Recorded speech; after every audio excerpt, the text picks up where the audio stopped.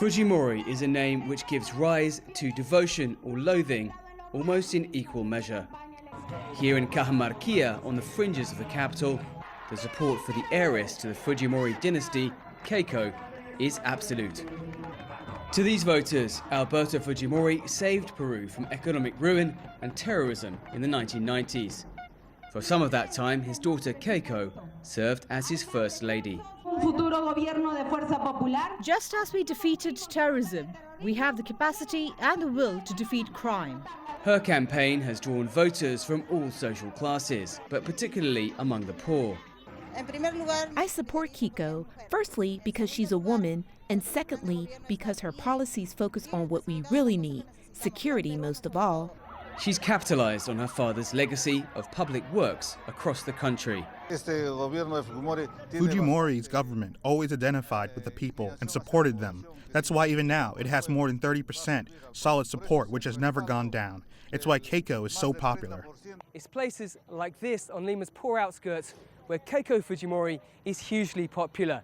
She's built up a wide network of grassroots support around the country. But some analysts say it might not be enough to win her this election.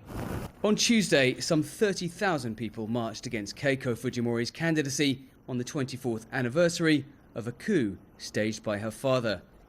It laid bare just how the surname Fujimori continues to divide the nation. I believe that Fujimori was the worst leader this country has ever had, and now Keiko wants to continue it. That's something we can't allow. The march recalled how thousands took to the streets amid electoral fraud in the year 2000, just before Alberto Fujimori faxed his resignation from Japan. Fujimori Sr. is serving a 25-year sentence for directing death squads, embezzlement, and bribing journalists to smear his opponents. Despite Keiko's promises not to repeat the mistakes of the past, polls indicate around a half of Peruvians say they would never vote for her. The anti-vote against Keiko Fujimori, that's why we say the march is important, has risen to 51%. It's the highest statistic we've ever had. Meanwhile, in a battle of youth versus experience, Peruvian voters must decide who will face Fujimori in a second-round vote in June.